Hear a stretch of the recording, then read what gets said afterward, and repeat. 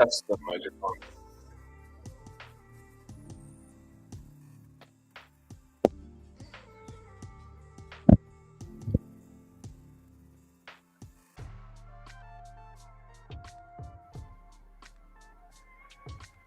Check 1, 2.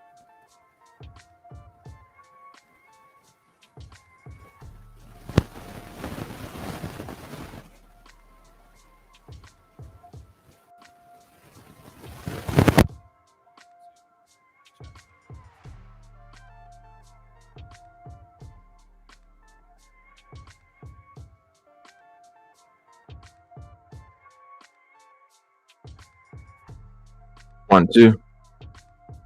Check 1, 2. Check. Check 1, 2. Check 1, 2. So let's see if this is working now. 1, 2. There it goes. Check 1, 2. Check. I think it's about time after Check 1, 2. Having a microphone for a couple of years. Things are expensive, right? It's like $300 every 3 years for a microphone. Let's go. It's about time after I'm just checking the monitor playback. I got some articles to read here, and then I got to run for coding coursework and all that jazz. So get the monitor going. I got some news today. Welcome to Blockchain Tech and Finance News. If you're on the YouTube side, please do subscribe, turn on the bell notifications. Again, here to Blockchain Tech and Finance News. I said it before. I got to change the thing because it's right in front of my face.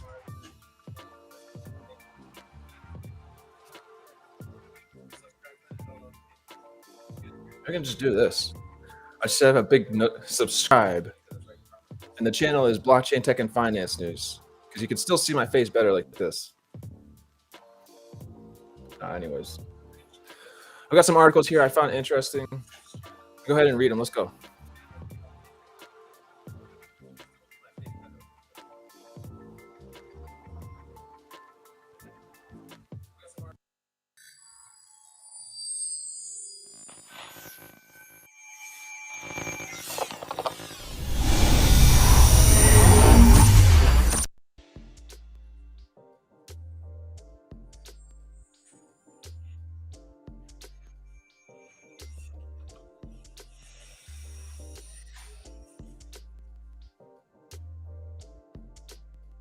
So, bring up this thing. Look all cool and stuff.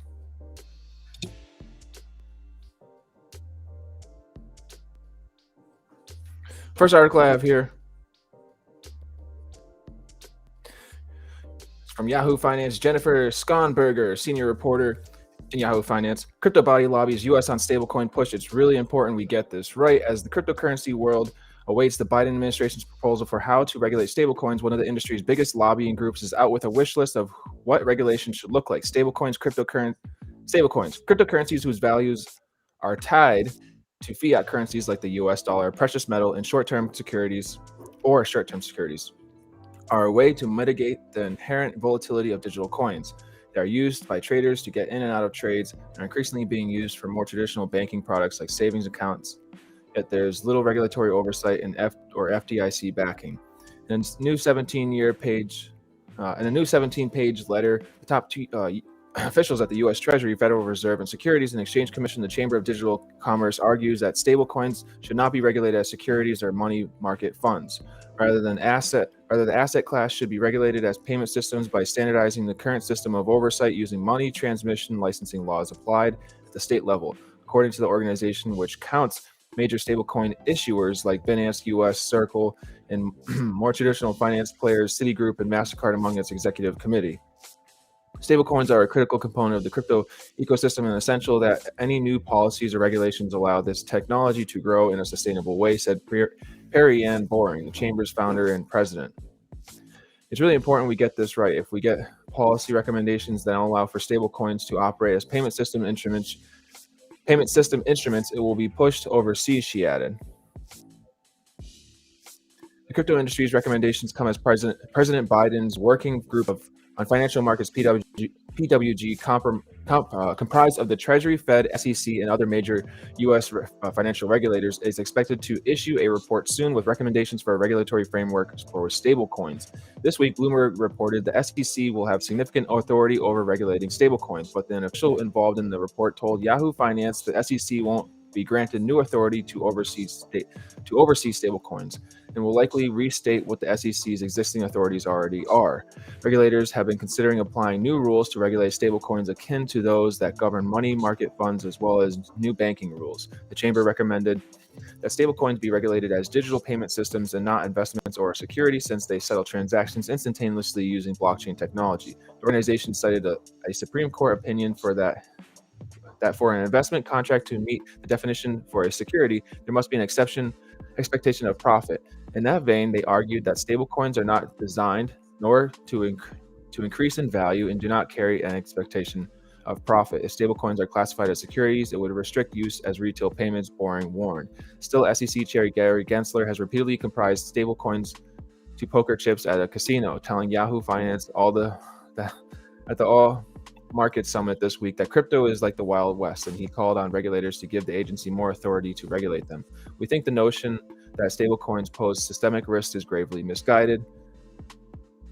Perry and Boring, Chamber of Digital Commerce. The Chamber recommends the federal government should offer the option to obtain a national bank charter, but should not mandate it. The Office of the Controller of Currency, OCC, has granted preliminary conditional approval for some virtual currency businesses. The industry also opposes regulating stablecoins as money market funds, arguing that the assets don't resemble a money market fund and that money market funds are used as a passive investment. Most stablecoins are not designed to increase in value and are used for digital payments. Regulators are increasingly aware of systemic risk. Given the rapid growth of the stablecoin market, it sits at over $130 billion right now, up from $37 billion at the beginning of 2021, with some of the more popular stablecoins being Tether USD, USD, Binance Coin BNB USD, and Paxos. While growing quickly, the industry says the global stablecoin market at approximately $132 billion is much smaller compared to the total asset value of the U.S. money market fund at over $5 trillion. We believe the stablecoin regulation should be tailored to reflect the different risk profiles of varying types of stablecoin payment systems, the letter said to regulators. Accordingly, it would be appropriate for federal regulators to consider additional safety guards only when stablecoin payment systems are adopted at significant scale nationwide. It added, the chamber argues that the size of most stablecoin payment systems is similar in size to corporate reward programs like airline miles or Starbucks gift cards. We have concerns about what we have seen or heard from the PWG so far, Boring said. We think the notion that stablecoin pose systemic risk is gravely misguided. However, officials are worried about runs on stablecoins. Issuers hold massive amounts of commercial paper or short-term securities like treasuries or certificates of deposits. Investors could choose to pull their money out suddenly if cryptocurrencies plunge, leading to losses for investors or worse, potential runs on the financial system. There's nothing that I can point to that makes a case stablecoins are even remotely systemic, says Boring. The Digital Chamber of Commerce is focused on U.S.-based stablecoin issuers like Circle and does not include Tether. Boring points to reserves of U.S. stablecoin issuers like Circle, which are held almost entirely in cash, not commercial paper like Tether. The Chamber also argues that U.S.-based stablecoin issuers, unlike banks, are not leveraged and pose little systemic risk. Right now, the organization does not think any U.S.-based stablecoin issuer has reached a significant size that would warrant any oversight. I don't see how a run could happen in a scenario of the disclosure. If the disclosures are correct, she said, there's nothing that leads to believe investors won't be made whole. All right. That's from Yahoo Finance. Let's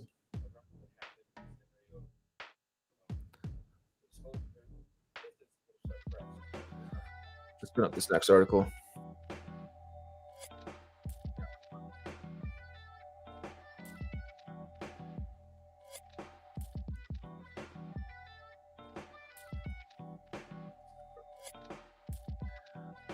And the other day I was reading that potentially, the USD digital dollar won't even be based off of a blockchain. It could be based on wholly some other certain technology. Let's grab this next article up here.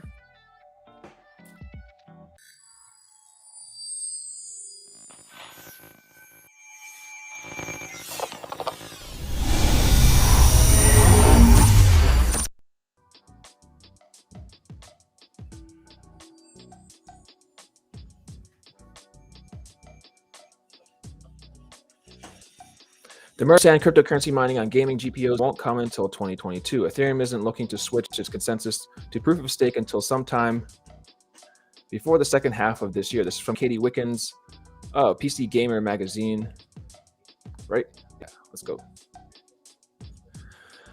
Turns out it may still be some time before the bane of cryptocurrency mining releases its grip on our precious gaming GPU stock, but a definite shift is on the way. A big change is coming from Ethereum in the form of something called the merge. Since May, we've been waiting for Ethereum to shift consensus mechanisms from the energy-intensive GPU-hugging proof-of-work model to a lighter, computationally intensive proof-of-stake model. Back then, when we were promised it would only be a matter of months, but with no such shift having taken place, gaming GPUs are still in high demand for miners. The current model means that without a trusty graphics card chugging away in the background of every Ethereum interaction, now Ether cannot be generated and transactions cannot continue to shift. That puts us gamers in an awkward position, particularly those dreaming of bagging a graphics card this holiday season. But with the merge on its way, all of that is about to change. It sounds like some transcendental event involving the molding of the world's inhabitants into some kind of crypto-hailing singularity, but actually it's just a vital part of Ethereum's roadmap. Also known as the docking, which plays into Ethereum's spaceship metaphor, it forms a segment of the cryptocurrency's next stage of evolution into ETH2, an evolution which, as the Ethereum site explains, refers to a set of interconnected upgrades. This will make Ethereum more scalable, more secure, and more sustainable. What it actually means is that Ethereum's mainnet system will come together with its beacon chain, referred to as a new engine and hardened hull, in order to perform one ship, ready to put together in some serious light years and take on the universe. Currently, there are only a few cryptocurrencies around the world that utilize a proof-of-stake model. Cardano, Tezos, and Algorand are among them. And with Ethereum looking to make the move before mid-2022 rolls around, we could be looking at a massive relief on the GPU stock strain. Until then, I guess we'll have to deal with a continual lack of GPUs. At least it's a step in the right direction for the second largest cryptocurrency in the world. Still, all these spacecraft metaphors have me a little worried about where they're going with all this. Ethereum-powered space station sounds like a future I'm not sure I want to be a part of. Screw sports. Katie would rather watch Intel, AMD, and NVIDIA go at it. She can often be found admiring AI advancements, signing over semiconductors. All right, that's a little bit of the writers. So yeah, basically, this is about gamers waiting for their precious graphics cards to be released from Ethereum mining.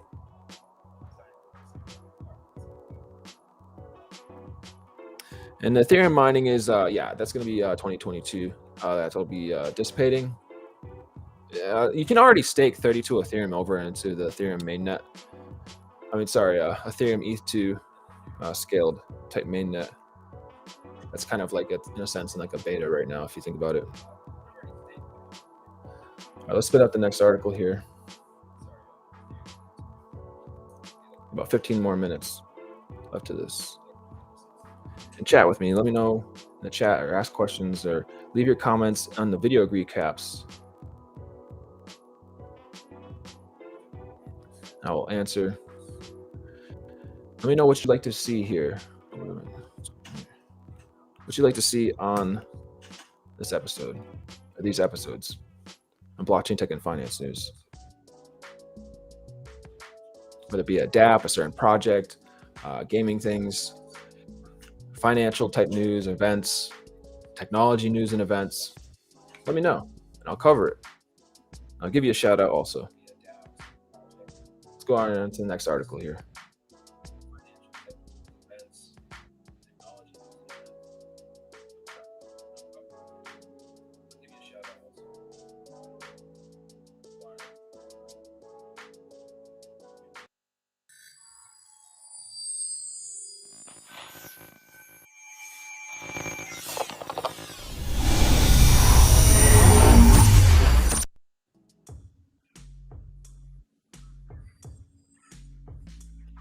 "26 companies and advocacy groups call on Valve to reverse its blockchain games ban. The potential blockchain gaming system ecosystem will grow to be orders of magnitude larger than it is now by the end of this decade," said Engine Chief Technology Officer Wojtek Radomski. This is from Turner Wright, writer for Cointelegraph.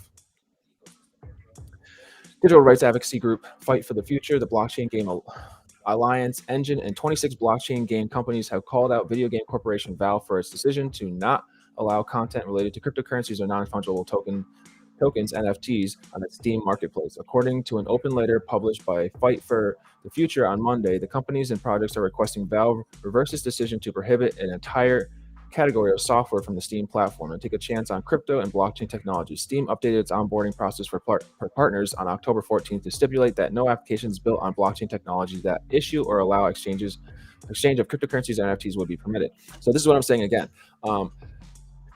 Yes, the NFTs have like a marketplace of value, just like Steam has a marketplace where like I have my PUBG skins that I could sell to other people on Steam on the secondary marketplace on there, but I have to load USD into my wallet on Steam, and then in order to purchase through the marketplace. And that's how Steam makes a part of its revenues from that secondary marketplace.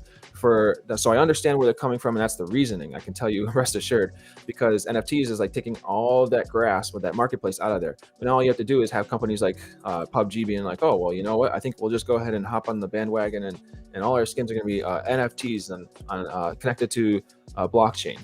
So I have to understand where Steam is coming from, but at the same time, Steam can also work with all of these blockchain game companies, Fight for the Future, Blockchain Game Alliance, Engine, and the 26 blockchain game companies there, to work together into integrating that sort of system into the marketplace of Steam. For example, it could be like just like there's a wrapped Bitcoin or a wrapped Ethereum. There's wrapped Ethereum in the Binance Smart Chain, and there's probably like a wrapped Binance coin in Ethereum or whatever, maybe. Or maybe not so much these days, but wrapped Bitcoin or wrapped Ethereum in the Binance chain.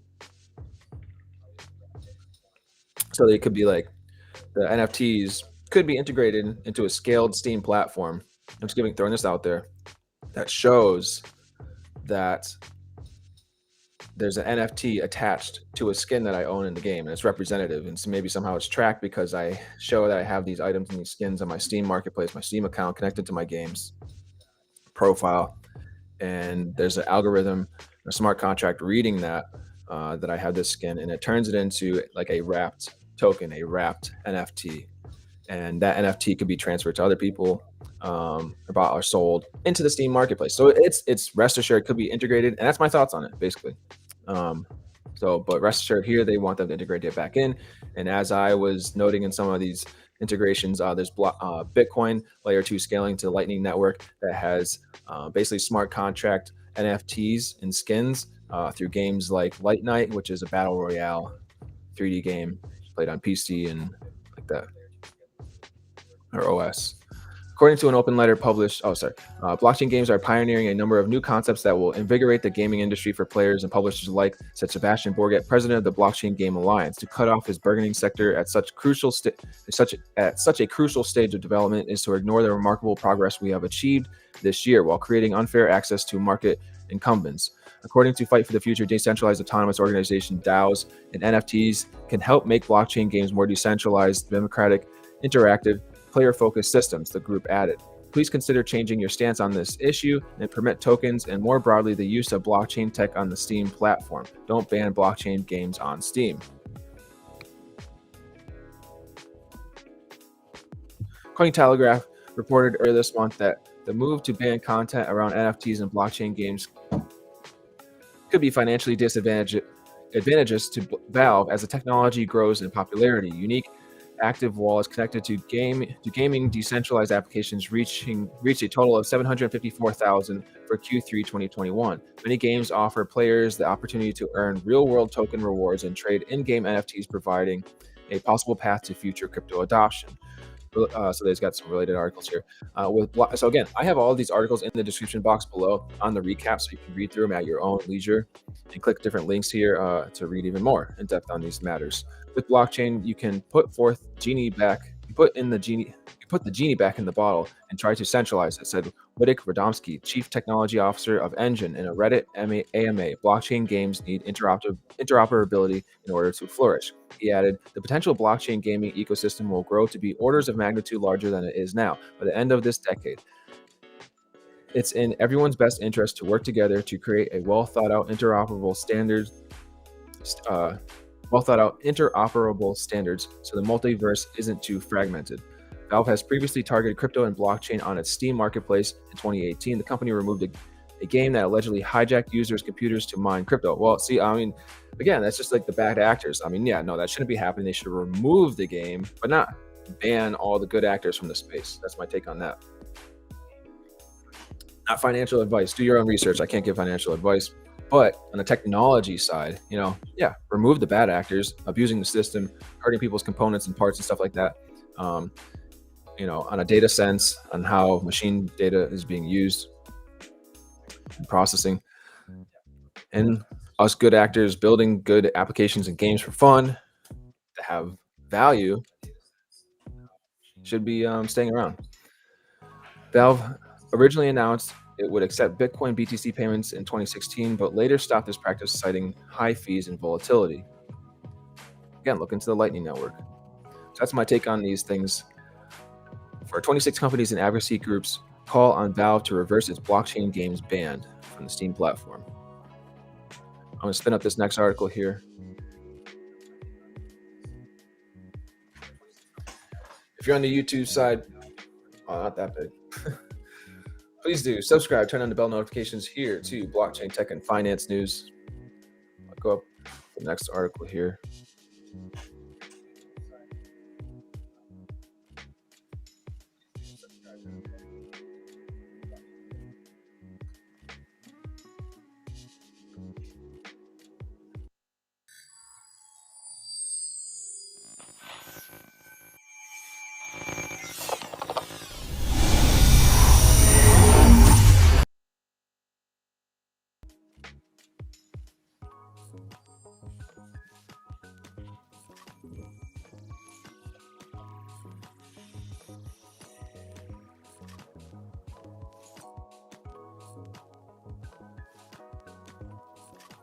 This is from Yahoo Finance. Max Zahn with Andy Sewer. Citigroup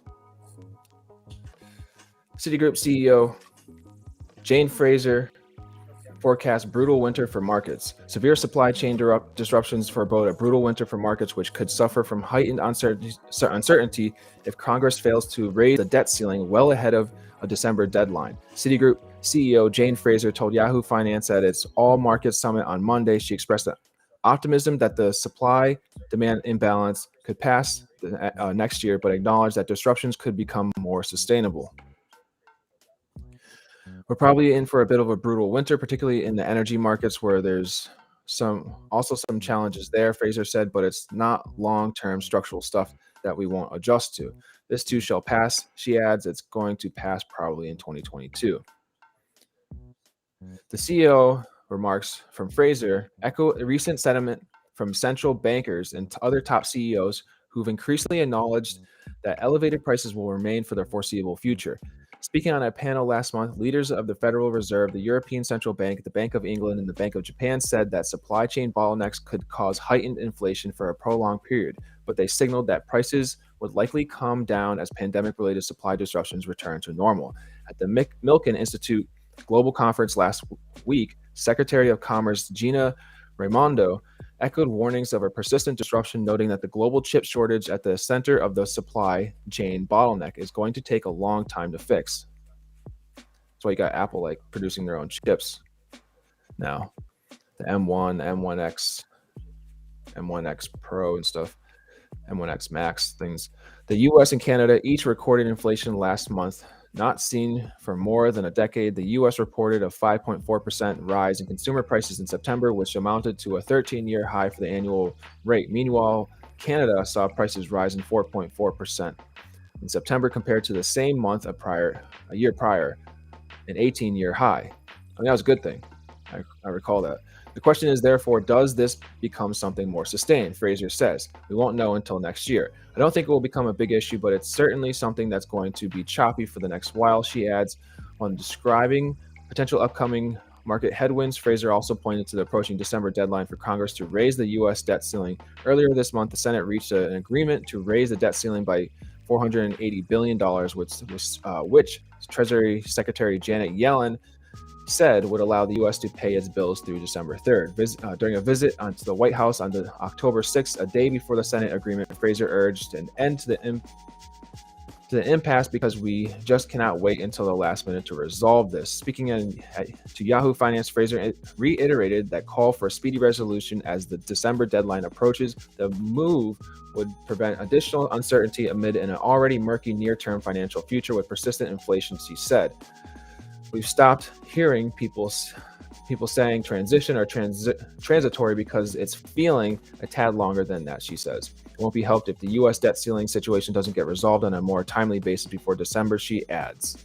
So this is from Yahoo Finance.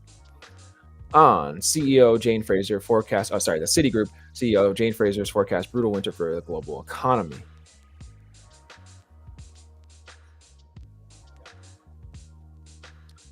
All right, I'm going to send up this next article. I've got two more articles here in the technology sector. We had from financial sector just then, stock and finance sector. Before that, some blockchain news, then some cryptocurrency news prior. Like trying to go like cryptocurrency news, blockchain specific technology related news, financial related news, and stock market news, and then some technology news. Let's go.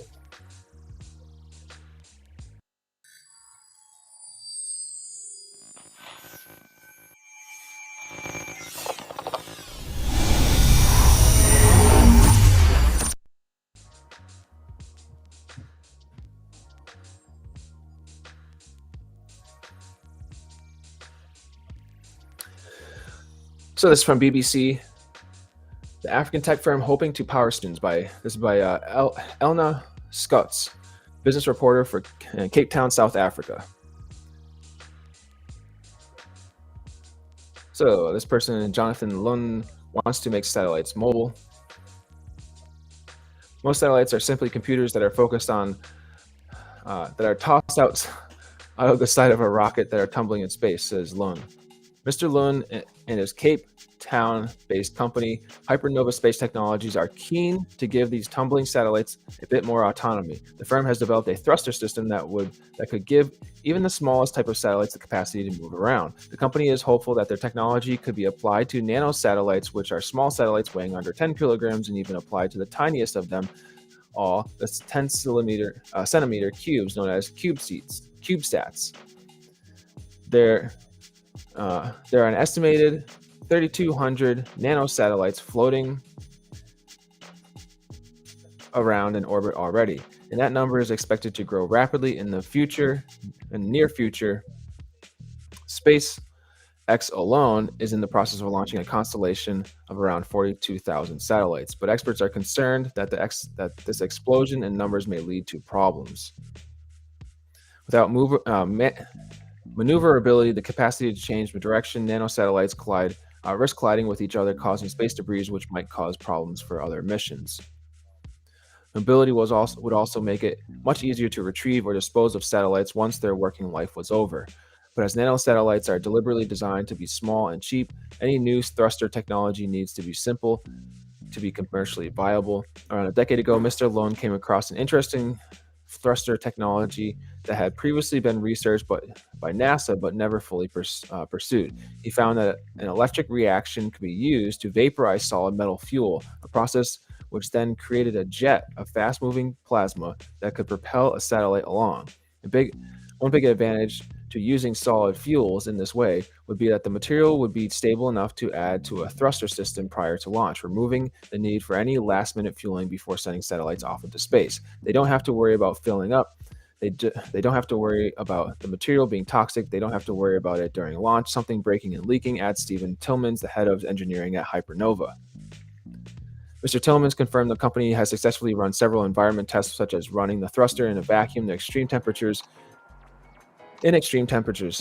and with high vibration. The Hypernova's first mission in space will be in early 2022 with Endurosat, a company based in Bulgaria. Together, the companies are aiming to assess the performance of the thruster technology in space, including measuring its force and demonstrating that it can successfully change the orbit of a satellite.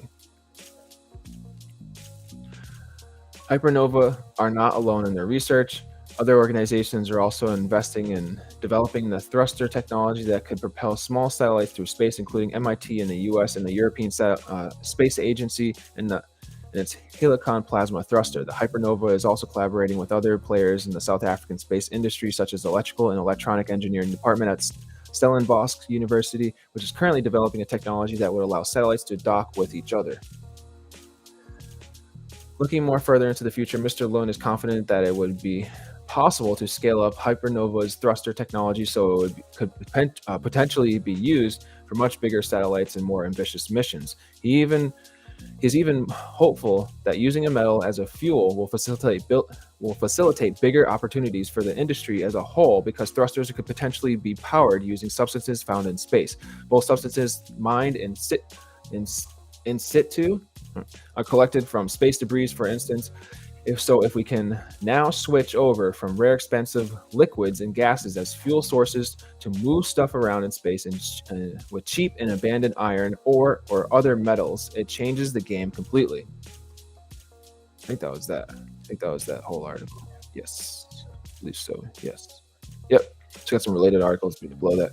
But yeah, there's the African tech firm hoping to power space missions and tech Hypernova space technologies there. All right, I got one more article here. I'll close out this stream for the day.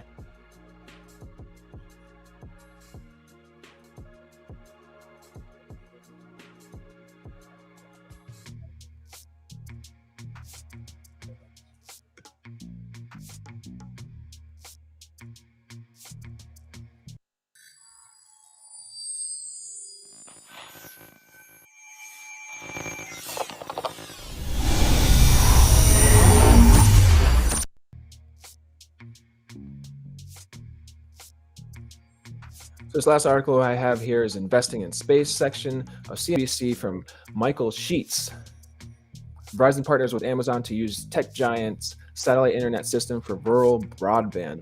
The key points in this article are Verizon is partnering with Amazon to use the satellite internet system the tech giant is developing to expand rural broadband access in the United States. We're proud to be working together to explore bringing fast, reliable broadband to the customers and communities who need it most, Amazon CEO Annie Jassy said. Amazon is working on Project Kuiper, a network of 3,236 satellites that it plans to use to provide high-speed internet to anywhere in the world. Yeah. Verizon is partnering with Amazon to use the tech giant's coming satellite internet system to expand rural broadband access to the United States. The companies announced Tuesday. We're proud to be working together to explore bringing fast, reliable broadband to the customers and communities who need it most, Amazon CEO Annie Jassy said in a statement. Amazon is working on Project Kuiper, a network of 3,236 satellites that it plans to use to provide high-speed internet to anywhere in the world. While Amazon has yet to launch its first Kuiper satellites, the Federal Communications Commission last year authorized the system, and the company has said that it plans to invest more than $10 billion in Kuiper. It's either Kuiper or Kuiper, I think. The company's partnership will see Verizon use Amazon's system as an extension of its terrestrial service, with Kuiper along adding cellular backhaul solutions to extend Verizon's 4G, LTE, and 5G data networks, the company said. Amazon and Verizon's team have begun working together to define technical requirements to help extend fixed wireless coverage in rural and remote communities across the United States. The companies see a wide variety for use cases for Kuiper's extension of Verizon's network, noting it will look at joint connectivity solutions for industries including agriculture, energy, manufacturing, education, emergency response, transportation, and more. Last year, Amazon gave an early look into the performance of the low-cost satellite antenna it has been working on for Kuiper. Jassy noted that no single company will close the digital divide on its own, as Kuiper is certainly not alone in the increasingly competitive field of high-speed satellite internet. SpaceX Starlink network is the early leader in the market with 1,740 satellites launched to date, and more than 100,000 users in 14 countries who are participating in a public beta, with service priced at $99 a month. British-owned OneWeb is the next furthest along in deploying satellites, with nearly half of its planned 648 satellites in low Earth orbit. Like Amazon's collaboration with Verizon, OneWeb has partnered with AT&T for U.S. connectivity. OneWeb has raised $2.7 billion in funding since emerging from bankruptcy last year, with shareholders including the British government, Indian telecom giant Bharti Enterprises, European satellite operator Utilast, and Japanese investor SoftBank. There are also other satellite broadband systems in various stages of development, including two U.S. systems, satellite to smartphone specialist AST Space Mobile and Lockheed Martin's partnership with startup OmniSpace, as well as Canadian satellite operator Telesat's Lightspeed Network. While Amazon has yet to send any Kuiper satellites in orbit, the company earlier this year signaled a deal with United Launch Alliance for 9 launches. The FCC's authorization of Kuiper means Amazon is required to deploy half of its planned satellites within 6 years, so the company is on clock to deliver about 1,600 in orbit by July 2026. All right, so that's a rollout plan for this. So that's the last article I had here from Investing in Space. Verizon partners with Amazon to use tech giant satellite internet system for rural broadband expanses of satellite-based coverage for cell phone data to receive and transmit data. That's all I've got today. This is all I've got today for reading. I've got to run. Thanks for joining me. If you're on the YouTube side, please do subscribe, turn on the bell notifications here too. Blockchain tech, wherever it is, I don't know, right there. I turn my hand. Blockchain tech and finance news, right there. Have a great and safe day, wherever in the world you are. God bless your kind hearts. Cheers. Ciao. Onamashigas. Peace be with you.